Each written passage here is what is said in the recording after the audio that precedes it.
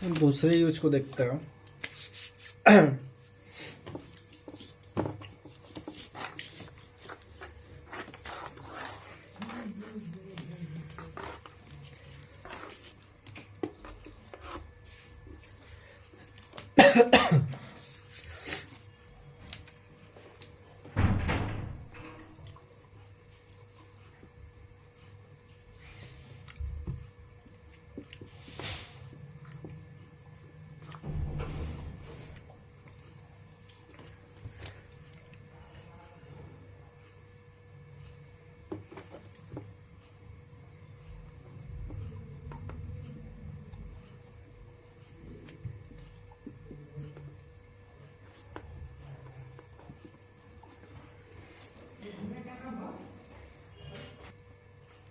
जैसे देखिए हमने लिखा use of, what is the use of.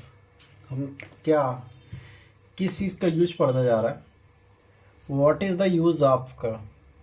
ठीक है, इसका मतलब होता फायदा।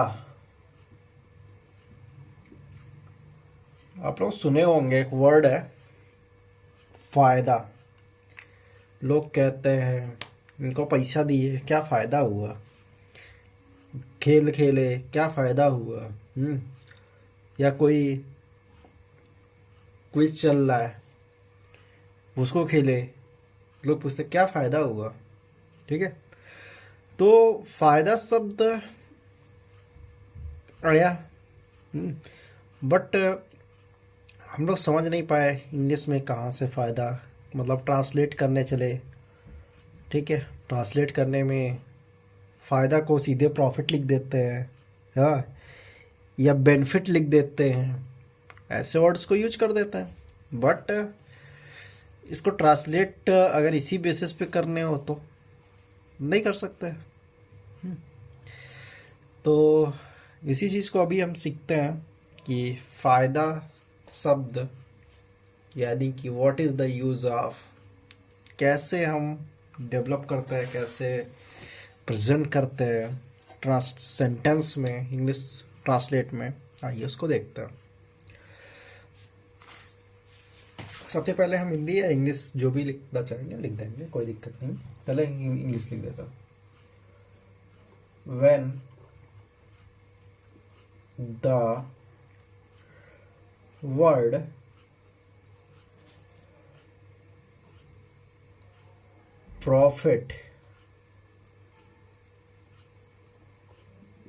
प्रॉफिट या benefit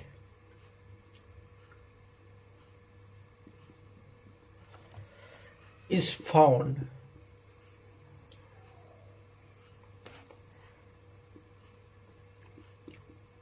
in a sentence, it is used there। क्या यूज करेंगे, what is the use of, what is the use of. ठीक है, चलिए इसको हम हिंदी में समझ लिखते हैं फिर समझाएंगे। जब किसी वाक्य में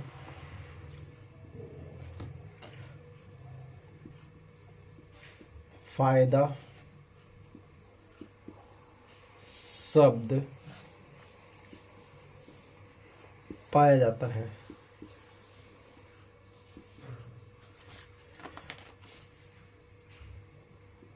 तो वहां पर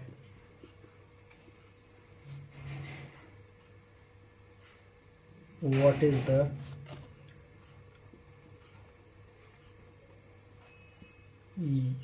the use of का प्रयोग करते हैं। ठीक है, थोड़ा सा कैमरा को उधर हम करते हैं ताकि चीज़ें समझ में आ जाए।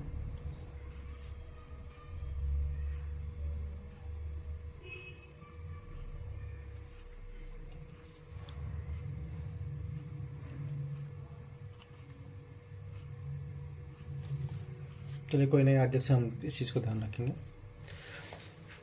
जैसे देखिए क्या लिखा हमने, what is the use of. मैंने बताया कि फ़ायदा शब्द जहाँ पे नज़र आता है वहाँ पर हम what is the use of का यूज करते हैं। तो क्या लिखा है हमने, जब किसी वाक्य में फ़ायदा शब्द पाया जाता है तो वहाँ पर what is the use of का यूज किया जाता है। ठीक है, मतलब कुछ लोग कहते हैं पढ़ने से क्या फ़ायदा, लिखने से क्या फ़ायदा, खेलने से क्या फ़ायदा, घूमने से क्या फ़ायदा।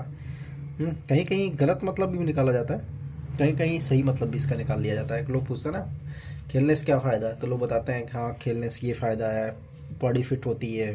पढ़ने से क्या होता है, पढ़ने से नौकरियाँ मिलती हैं, ऐसे ऐसे तमाम। लेकिन कोई चीज़ जो गलत मतलब कि ये हो गया कि हाँ कि लोग लगता है कि अगर पूछ लिया कि खेलने से क्या फ़ायदा, तो कितने लोग ये समझेंगे कि हाँ कि लगता है कि कुछ पढ़ता उड़ता नहीं है। ये भी होता है, ऐसा नहीं। तो यहाँ पर हम आते हैं अपने पॉइंट पे। व्हेन द वर्ड प्रॉफिट या benefit is found in a sentence it is use their, what is the use of. ठीक है, तो इसमें जो है समझ में आ रहा है कहाँ की प्रॉफिट या बेनिफिट का यूज हो रहा है, इसीलिए जो है हम what is the use of का यूज करेंगे। ठीक है, अब इसको हम सेंटेंस के माध्यम से समझते हैं आगे।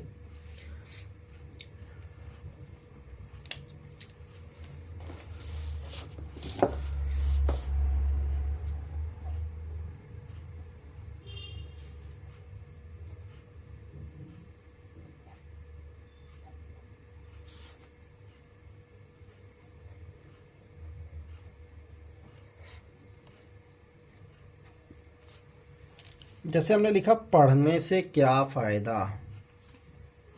ठीक है, पढ़ने से क्या फ़ायदा, तो पढ़ क्या मतलब कि व्हाट, सीधे पूछ रहा है व्हाट, क्या। वो लगाइए हेल्पिंग वर्ब, सहायक क्रिया, पढ़ने से ना, यूज ऑफ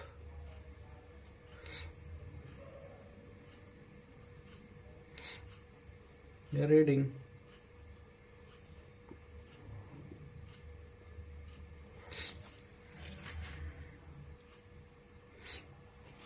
ठीक है, देखिए लिखा जैसे पढ़ने से क्या फ़ायदा, तो क्या फ़ायदा को ही पहले हम ले आ देते हैं। ठीक है, what is the use of, देखिए आ गया ना, what is the use of.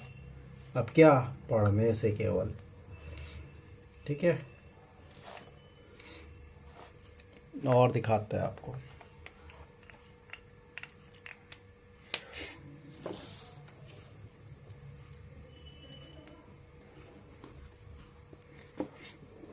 जहाँ नहीं समझ में आए आप सब पूछ सकते हैं, बट प्लीज सपोर्ट।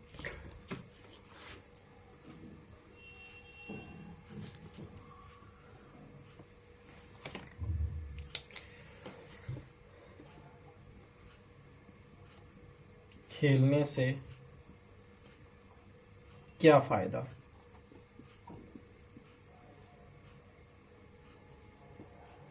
क्या फायदा, तो क्या, what is the use of playing.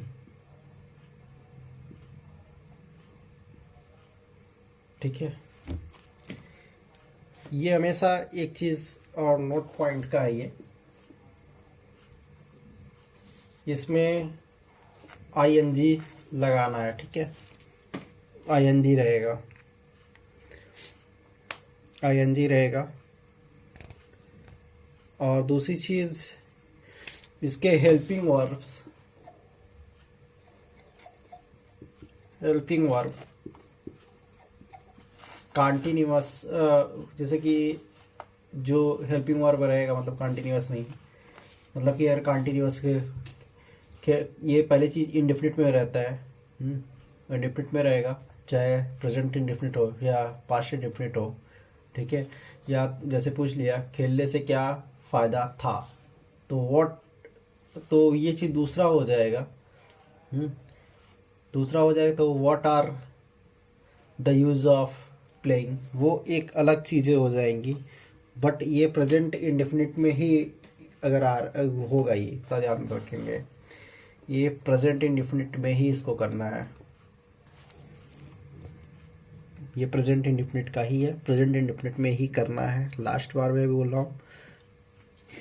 और हमेशा आईएनजी फॉर्म में रहेगा। हेल्पिंग वर्ब का ध्यान रखेंगे, हेल्पिंग वर्ब इज है इसका, ठीक है। हेल्पिंग वर्ब इज है, आईएनजी फॉर्म में रहेगा, प्रेजेंट इंडेफिनिट में ही करना है, ठीक। धन्यवाद।